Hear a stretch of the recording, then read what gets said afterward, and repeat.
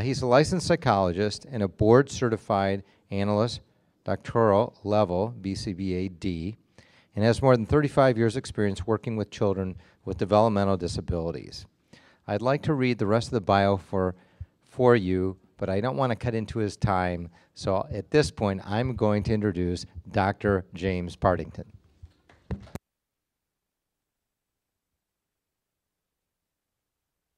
Larry, I'm glad you leave me the time, because I'd much rather have the time to talk to you than have you hear about me.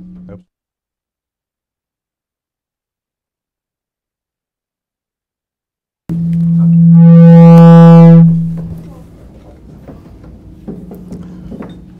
I got it? Yeah. Okay. A little sensory overload for a few of you for a few seconds there, huh? Okay, I think we're good to go? All right, wonderful.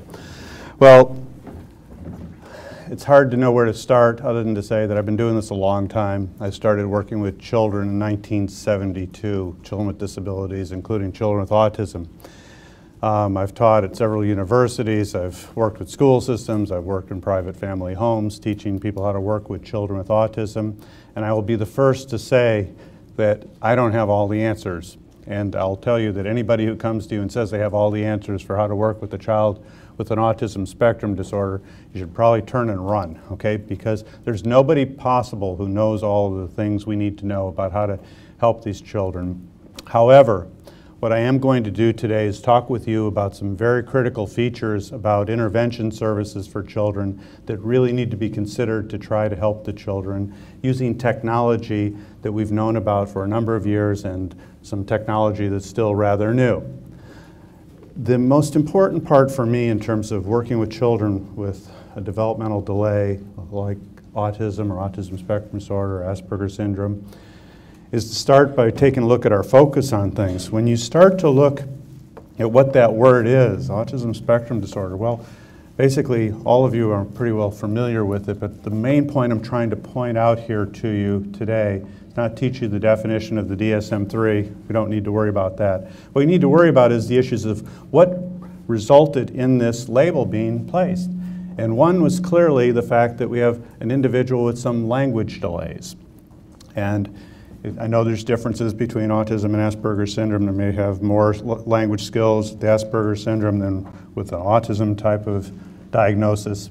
However, the key issue here is that if you don't have good functional communication skills, if you don't have a way to relate to others by talking, how are you going to develop your social interaction skills? But just because you can talk doesn't mean you have the social interaction skills. But if you don't have the ability to talk and communicate, it's certainly going to limit your social interaction skills. And if in fact you don't fill your world with things that you can do by socially interacting with others and enjoying your interactions with them, what are you going to do? Well, you're not going to sit around and do nothing, you're going to do something. And so there may be some tendencies to engage in some behaviors that some people might say, well, that's really atypical. Okay. Well, yes, it may be atypical, but when you stop to consider that if you don't have language as a vehicle for being able to interact with others, you're probably going to find some other ways of entertaining yourselves, and it may end up being a little bit odd to other people. Stephen Shore and I talk quite a bit these days, and what's interesting is I changed some of they had on the bottom, I used to say restricted range of interest. Well, now it's, or highly focused. So Stephen's affected me quite a bit in terms of, it depends on how you want to word this. And I think it's very important that we word things carefully. But as I always put when I talk to an audience, the main issue for working with any individual, and I don't care who they are, if they're typically developing, if there's atypical development, you want a child to have a happy life. You want them to enjoy themselves, not just in the future, but now. And the other part is what we want to do for any child is we want to give them as many skills as possible to go out in the world and be able to use them to take advantage of all the opportunities that are there for us. And so that's always my main issue. I want children to enjoy themselves. I want them to enjoy working with me or my staff. I want them to enjoy the process of learning. And I want them to learn just as fast as they can, because by definition, these children are behind, and we need to help them get caught up if we can. And if we can't help them get caught up, we still want them to leave with as many skills as possible so that what's happening is they have access to those broader range of activities. So the goal for me is not just about teaching a child skills, but rather it's about teaching them skills that allow them to sort out how the world's coming at them such that they can make sense of it and can actually participate in the world. I want them to be able to learn not just from highly trained instructors who have been taught how to teach real specific skills, but also I want them to learn from their interactions with their peers, from their neighbors, from their aunts and uncles, people who come over and visit, anybody that they interact with who cares about that individual and wants to show them some things. I want the child to be able to learn from that. It's not just about teaching them the answer. It's not just about saying, what's your name? And they say, Jim. And they say, oh, that's good, that's right. And somebody's going to come along and say, hey, buddy, who are you? Or I don't know you. Can you tell me who you are? Those are all the same ways of trying to ask, what's your name? And if we don't teach a child how to understand that, how to respond to those situations, we're really leaving them with a hole just by teaching them to say, what's your name? And they say, Jim. So we got to teach a generalized set of skills that allow them to learn from their everyday interactions with others. I throw up a little bit of research here for you, not that I'm going to go over it in great detail, but we do know from the research that if you provide early intensive behavioral intervention, many children will actually do quite well in terms of being able to make it to regular education. However, the data are very clear that more than half the children under the best of circumstances still are going to require some special education type of services. So it's not the goal necessarily for me to make this all go away, although that's often what parents will tell me. We have to embrace some of these individual differences and say, how do we still help these individuals move along so that they can, again, have as many skills to make their life as enjoyable as possible. Lovas's study in '87 brought hope to a number of families who before had been told basically that if you get a diagnosis, you know, when you listen to Ron Kaufman, what they told his parents, well, that is what people were being told. You know, they're never going to do this, they're never going to do that. Well, our methodology has improved to the point where we can help some individuals, but there's some factors that are built into it. The study by Lovas in '87 was replicated by Solis and Gropner out of the WEEP project out of Wisconsin. And so I just want to give you those references in case you're interested. I'm going to flash on and move because I have a half an hour and I don't want to talk about research too much. What I want to do is talk about the major issues that need to be considered in putting together a program for a child. One, you have to identify and track the skills and the skills deficits. It's one thing to say, we're going to start working with this child and we're going to teach them, but what are you going to teach them? That's extremely crucial. And having worked in special education environments for many years, I know that's one of the biggest fundamental errors that I come across when I see programming for children, is that they often don't have an adequate IEP that addresses the specific needs of each individual child. And so we're going to talk about that more extensively in a few minutes. Another thing we're going to talk about here is the active engagement by a motivated learner. I think when you start listening to Stephen Shore, you listen to Ron Kaufman, what are they telling you? Well, they're telling you that, yes, you learn from those who you enjoy interacting with. Motivation. We have to make sure that the children want to run to us, not run from us when we're trying to work with them. And that's where sometimes when you start looking at some of the programming that people have done and are still doing today sometimes, it's more of an avoidance type of an issue. They do it, the kids do something to get over with the session so they can leave the person. Well, that's ridiculous. If you want a child who has language delays and social interaction delays to develop the social skills, there better be a reason for them to want to come back to you, okay? And that is because you make their life better than what they can get on their own for free without you. So that's my main concept of motivation, is you want the kids to do things for you because it improves things for them. It makes their life better. They enjoy it, so they naturally want to be with you. But in order to learn any skills, one of the things that we have to do is make sure we get many acquisition trials. It's not just enough to try a skill once and then move on. We've got to do these over and over and over again. We've got to practice, and we've got to practice in methods that are going to result in the most effective teaching possible. We also want to make sure that we're doing this in varied learning environments. You don't just do things at a table and hope like heck that they're going to use it out in the community or some other place away from where they learned it. So we got to make sure that we're teaching across all environments. We need to make sure that we're not just teaching 10 or 20 trials of a certain type of response in a row. If I were to ask, for instance, what is it? And you say glass.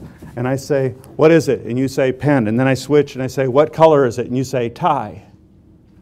That's a function of bad teaching. because they've learned the sequence. They don't have to listen to what you're asking anymore until you switch it. And then all of a sudden you say, no, it's blue. And then all of a sudden you say, what color is it? And they go, black. And they say, what do you do with it? And they say, clear, I guess. Because again, they're now on colors until you switch over to the function of things. So we want to make sure that we're mixing it up just like life comes at us. It's never 20 questions in a row on the same topic. It's always switching. We got to do the same for the children because that's how they're going to use the skills. And on top of that, we want parent participation. I have many parents that come to me just scared to death to work with their child because they're afraid they're going to screw it up. And I said, well, listen, you're going to be bathing them, feeding them, dressing them anyhow. You may as well learn how to use those times to teach them skills that the child can use today and can use tomorrow so you can become a very, very good teacher. Many parents say, I want to learn to do this because I don't trust anybody else to do this right, okay? And so again, parent participation is absolutely crucial. The issue of not having enough time, I always say you're doing it anyhow. You're interacting with them. You may as well make the most of it while you're there, changing them, dressing them, feeding them. Teach them while you're there. But we need to know what to teach. They need to know what they need to learn and what will be useful for them today. That's one of the key issues. A lot of times people are teaching skills to children because they're going to need it later on. Well, there's a whole lot of skills that the children, by definition, often need to learn right now that they could use today.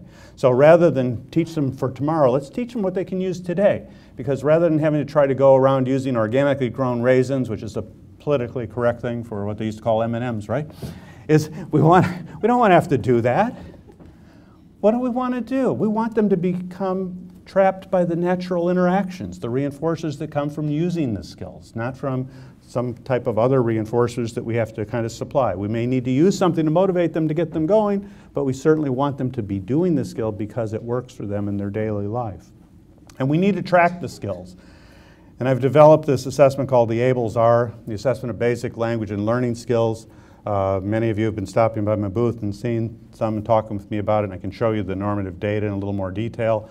But the bottom line, it's a criterion referenced assessment that reviews 544 skills from 25 areas. The assessment of basic language and learning skills is really critical because these are the skills you need to learn to be able to learn from your everyday interactions. There's also some academics, some self-help, and some motoric skills in there too. But the basic language skills are very, very critical. Now what you see here in front of you is one page of 3 pages of grids. There it goes, now my point's working. And so this is receptive language skills, for instance, and there's 57 skills. Each one going across represents a different skill, and then the amount filled in represents the amount of the skill as measured by the criteria in the assessment. But it measures things like cooperation, your ability to go along with things, visual performance skills like being able to match things that go together, puzzles, Piagetian seriation text, receptive language, motor imitation, vocal imitation, the ability to ask for things, request things, to be able to label things that you see, like saying that's a microphone, that's a glass, that's a chair, and the ability to talk about things in their absence. Call that intraverbals. That's a verbal behavior term that you don't really need to worry about so much.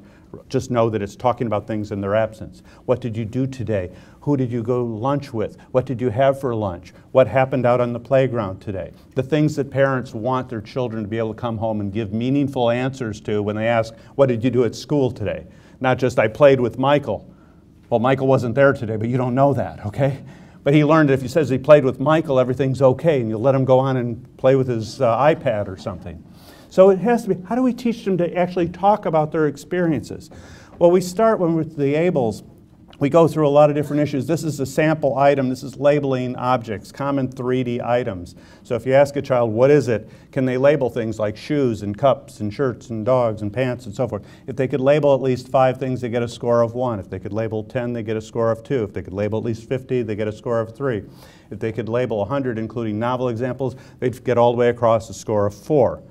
What this translates into is a grid system where we fill in what the child's skills are. So here you can see that the child has some receptive language skills, some imitation, some vocal imitation skills, a little bit in the requesting, but it's all pretty heavily prompted, a little bit of the labeling. They're fairly cooperative. And so we're measuring that in this grid. We are also measuring things like syntax and grammar, play skills, social skills, group participation, and so on. Also, there's some academic skills, some math and reading. Over here, there's some writing and spelling. There's some self-help skills like dressing and toileting, and so forth, and eating, and then you got your motor skills, your gross and fine. This first one that I showed you is of a little boy that I started working with when he was 3 years, 5 months of age. We started working with him, and what we'll do is we update the assessment as we're working, and we say, okay, now these learn the skills in green. We fill in the green, which gives us our targets to work on. These skills are put in order from simplest to more complex, so that you try to start teaching the easier skills before you start trying to teach the harder skills, with the exception of these here up on top, which are spontaneous use of the skills. But you'll see here that the child all of a sudden is picking up more skills, and we did our second assessment, so this is about 10 months into intervention, and we've measured him twice since we started, and he's making some pretty good progress on his receptive language skills, his imitation, his vocal imitation, even his requesting, his labeling, and his talking about things in their absence. And then we come back and we target later. We say, okay, now here he is after about 2 years of interventions, and now he's filling in all the scores. But it still leaves us some targets that we need to work on, because when you start to look at what a typical child will do, a typically developing 4-year-old child, these are what the data often look like. It's totally filled up. So when we're looking at a child who has skills like this, say, well, that's pretty good. Yes, but you see, this child here is not asking for information. My pointer's not working very well. Anyhow, the fourth bar coming from the right-hand side over, you'll see some white along the side there. Can't please go. It's not going to go for me. I'm stuck.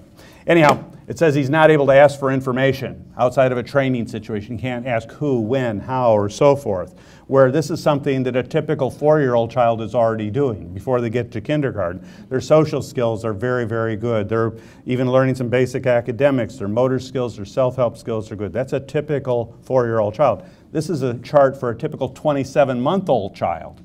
They understand a lot of what you're saying to them. They can follow along with your directions. They can ask for things. In fact, many times by the time they're a little over 2, they're asking for stuff a whole lot and bugging people, right? They say, I wish they wouldn't talk so much. I says, don't say that. We work too hard to get children to be able to do that. But the idea is, by definition, the children we're working with are behind. The red line down below indicates that there's a slower rate of acquisition of skills by the time child's age 3 versus typical development.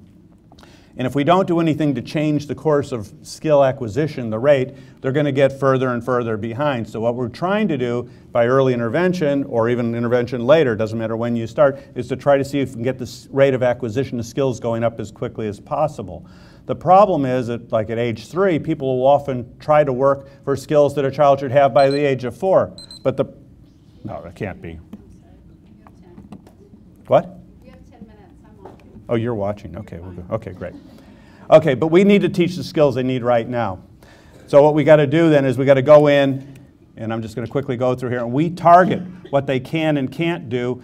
Oops, and we work on those specific skills. We don't just teach skills. We teach skills the child needs to learn right now. This child, as opposed to other children. Why work for us? Because, again, it's easy to be successful with us. They enjoy us. Why does the child like his instructor? If not, you got a major problem, okay? Now, the area that I'm speaking about today is mainly about language, and the issue is, how do you get these kids to develop functional communication skills? The problem with our way of thinking of expressive and receptive responses is the fact that there are many different types of expressive responses.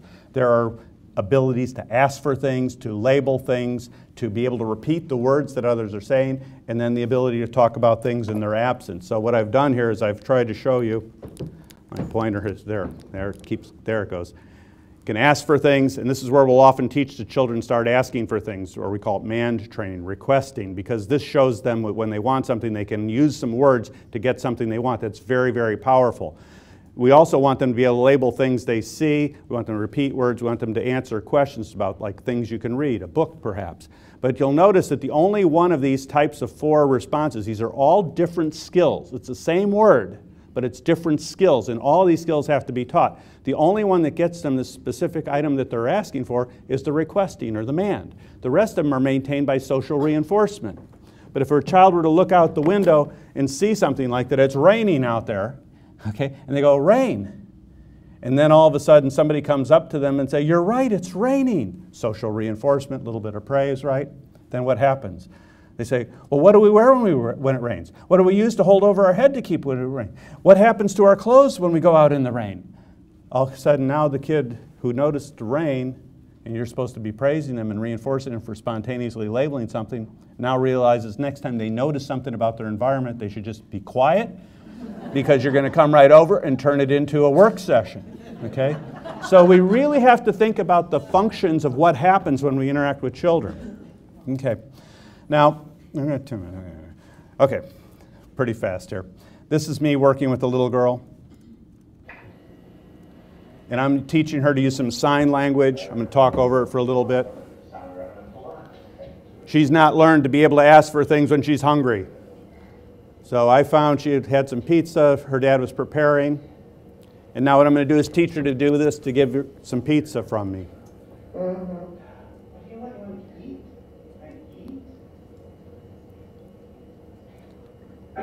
Now, I didn't steal her pizza from her. I had it from the beginning. Okay, so I'm making it better for her.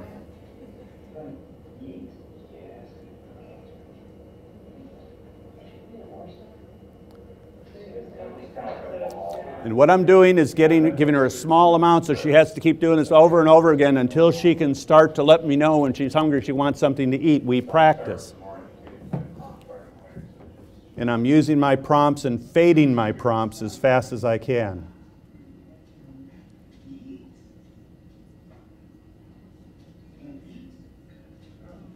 All right. And so slowly over time she learns how to do it. Now the important part that I want to point out here is that you got to have the child paying attention to what you're doing. And I see so many times people working with children, the children are unmotivated, they're not paying attention to what you're saying, they give a half response and somebody comes in and helps them do it right, and then they get some reinforcer and they say, well, they're not learning. Well, why aren't they learning? They never paid attention. They were never required to give their best effort. Nobody was actually shaping their skills as they went along. So we need to make sure that they're paying attention to what we're showing, they're focused on it. This little boy was not doing well with learning how to communicate.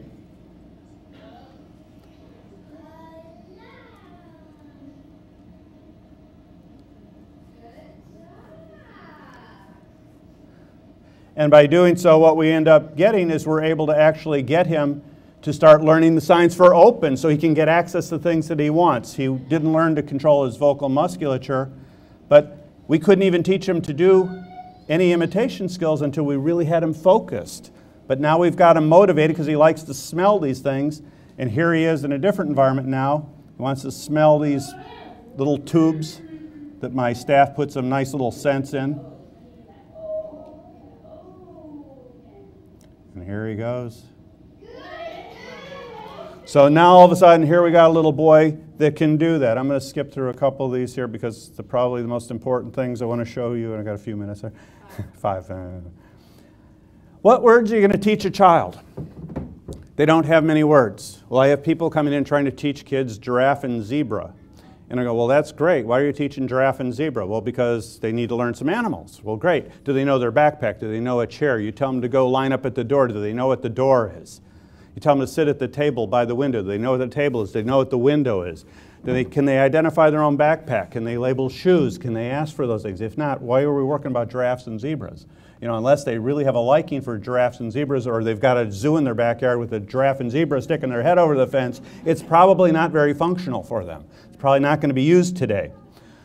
Here's another skill that you need to work on. This is being able to describe things. Here's a little boy who has got a lot of language, but yet when you ask him to describe something, he can't do it. You'll see. A woman, that's right. Can you tell me 4 things about a woman?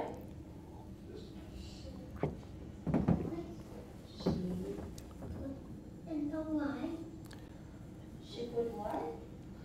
She put in, or she's holding a cup. Like cup, that's right. That is a woman.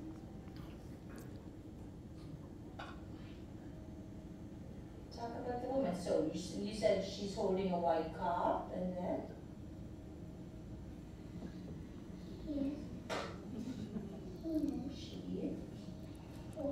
She's pouring. Good, he got one on his own, okay? The woman.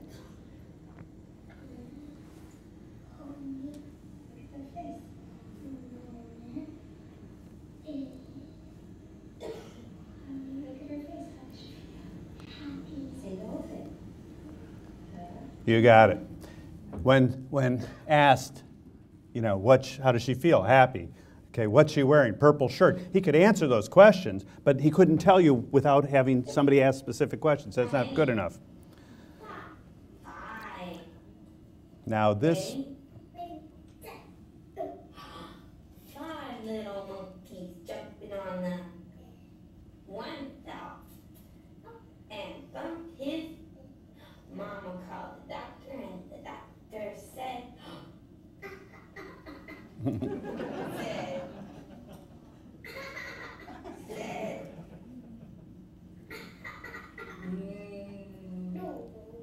no more monkeys jumping on the bed. How many? Not three, four. Good job. Four little monkeys jumping on the bed. One fell and bumped his. Mama called the doctor and the doctor said. now that does not look like a robot to me, okay? This is a little girl who they're teaching her some what we call intraverbal skills, talking about things. And again, this is one of the areas of emphasis. I got about 2 minutes, right? 1 minute, okay.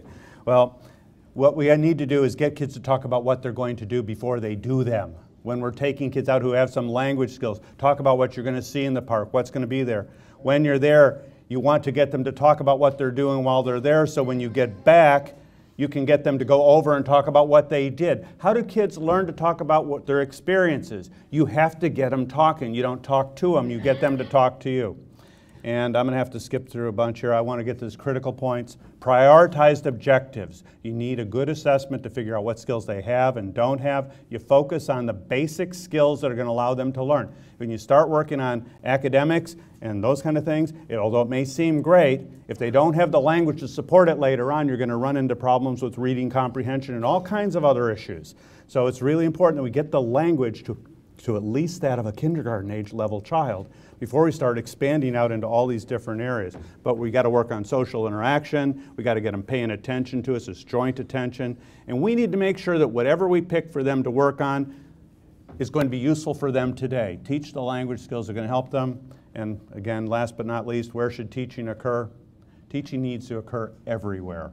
It occurs in the bathroom, it occurs at the dinner table, it occurs while you're waiting in line at the grocery store. There are opportunities to teach if you know what to teach. And again, it comes back to the language. What particular language skills do you need to teach this child right now? You don't have to have an educational supply store for everything. You have your home. It can be an educational supply store if you know how to use them. Anyhow, thank you. Thank you, Teresa.